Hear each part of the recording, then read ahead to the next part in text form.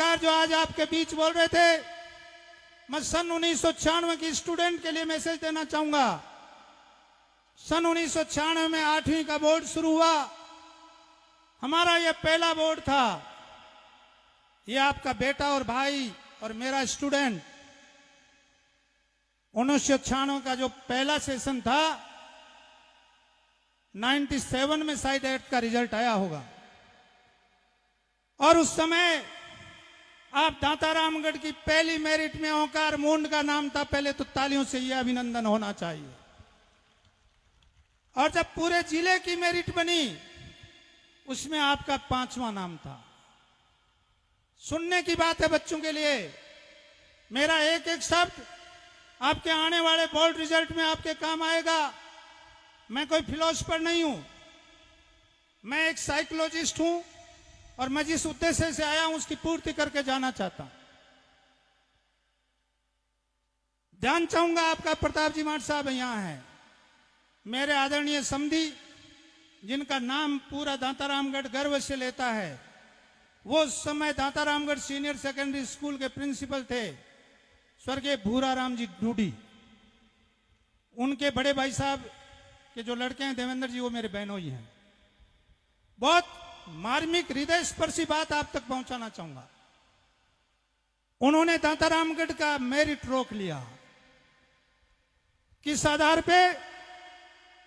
कि प्राइवेट स्कूलों में नकल होती है। बंधुओं, बहुत कचोटी ये बात।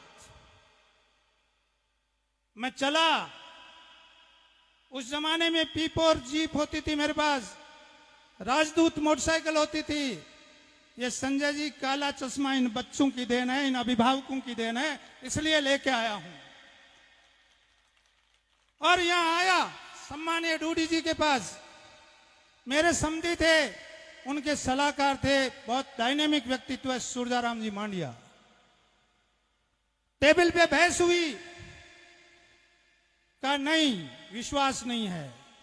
मैंने कहा sir, BL Ranwa Shekhawati school चलाना छोड़ देगा। एक बार उस बच्चे की कॉपी सामने लाइए। कॉपियां निकलवाई गई। मैंने कहा कहीं भी कोई ओवर राइटिंग हो जाए, एक शब्द की नकल हो जाए, आप मेरे समधी हो, मैं आपको लिफाफा भी पीछे से दे दूंगा, सामने आके तिलक नहीं करूंगा। इसकी कॉपी देख करके पूरे का पूरा श्याम जी सोनी मौजूद थे वहां, सबने तालियां बजाई। हालांकि फिर वो मेरिट डिक्लेयर तो नहीं हो पाई, क्योंकि वो ईगो का सवाल हो गया। लेकिन मुझे खुशी है कि प्रिय ओंकार आपके आज यहां से बोल रहा है। और इसका दूसरा उदाहरण और दे दूं, जिद और जुनून टीचर में होना चाहिए, संचालकों में होना चाहिए। इसके साथ दूसरा एपिसोड हुआ 99 में, फिर 10th में। 10th में ये हमारे उस जमाने में 87% का विद्यार्थी है। याद है एक एक नंबर हर बच्चे का। कभी इनसे नहीं पूछता मैं कि आपके मैथ्स में कितने नंबर आए थे। ये 5 सब्जेक्टों में 90 क्रॉस था। हिंदी में किसी विद्वान गुरुजी ने चेक किया, इसको नंबर दिए 53। उस समय शतरंग 10 हुआ करते थे, नंबर बने 63। हमारा बेटा मेरिट से चुका। बंधुओं, इसकी मार्कशीट लेकर के हाई कोर्ट चला गया था ये BL रणवा में। वो तो 1 साल इसका खराब हो जाता, इसलिए मैं लौट के आ गया। ऐसा जिद और जुनून संचालकों में होना चाहिए। मैं कह रहा था पूत के पैर पालने में दिख जाते हैं, ये आपको भी मैसेज देना चाहूंगा। ओंकार को हमने, ये बहुत साधारण परिवार, शेषम से जन्मा पला बड़ा विद्यार्थी है।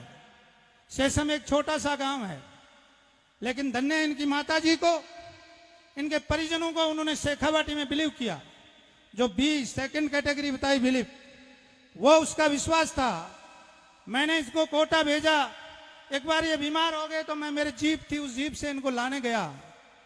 आज तक इनको नहीं बताई वो बात, आपको बता रहा हूं। मैं इनके कमरे में गया तो इनकी जो स्लीपर थी वो मेरे से ज्यादा स्टैंडर्ड की थी, और एक टॉवल पीछे लगा हुआ था, वो मेरे वाले टॉवल से ज्यादा महंगा था।